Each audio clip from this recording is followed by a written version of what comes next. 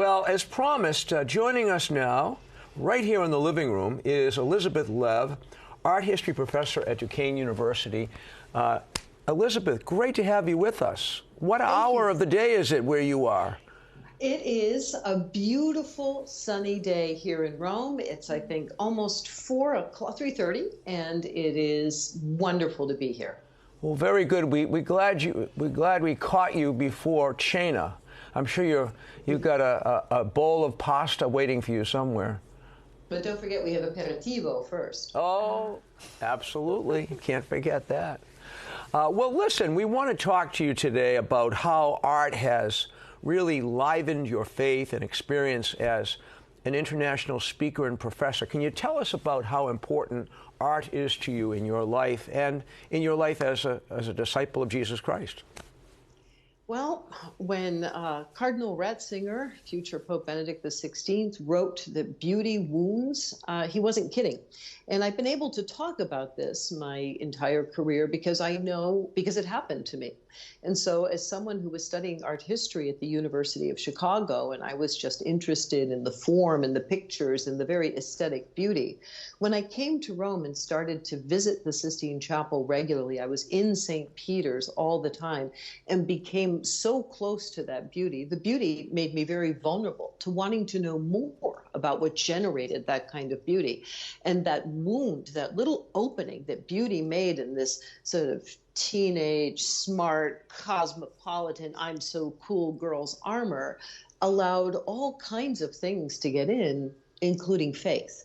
And so over the years, in that constant contact, learning more about what Michelangelo was thinking when he painted the ceiling, meaning learning more about what St. Peter's means to the church in general, eventually it persuaded me to live more fully my faith. So it really, for me, beauty is one of the greatest, indeed, for me, one of the most powerful impeti to draw us closer to Jesus Christ.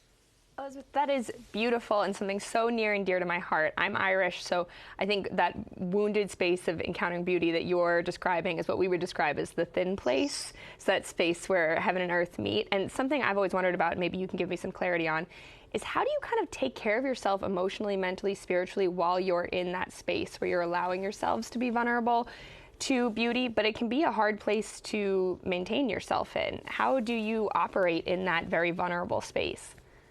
Well, I think that's why we trust in God, right? We're vulnerable because we're out of control. We're no longer in this sense of being drawn up into something greater, a certain kind of helplessness before something that's so overwhelmingly beautiful.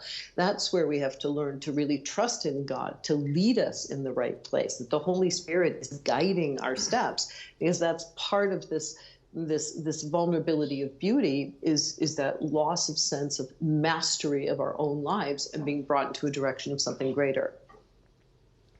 You know, Elizabeth, I had the privilege of living in Rome for a few years, and it's a great city, as you know, probably my favorite city in the world. But when you first moved there to the city of Rome, it may not have been the most ideal place for you, but how did you begin to see the beauty therein and then be inspired to lead tours? Well, the easiest part of it was that being from Boston, I was used to a city plan that looked like someone looking into a plate of spaghetti. So at least being lost all the time made perfect sense to me.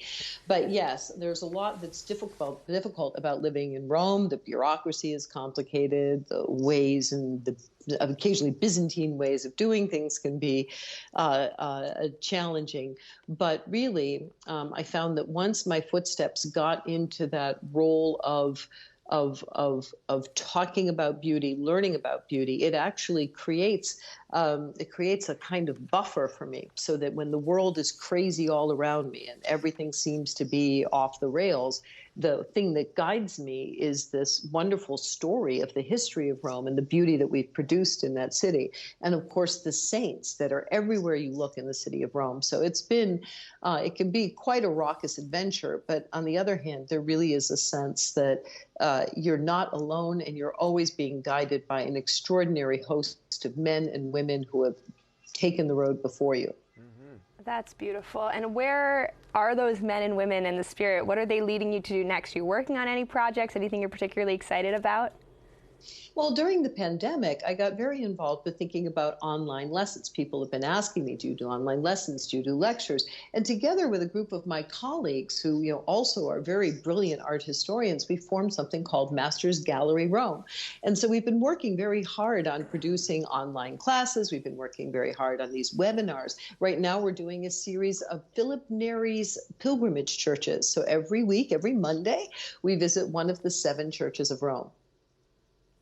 Very, very interesting. I have to ask you, Elizabeth, when you're with a group of people and you're bringing them to places familiar to you but new to them, for you as a guide, how does that help you to develop your own faith in terms of relating to these people who are seeing these beautiful sites, these historical sites, these spiritually meaningful sites for the very first time?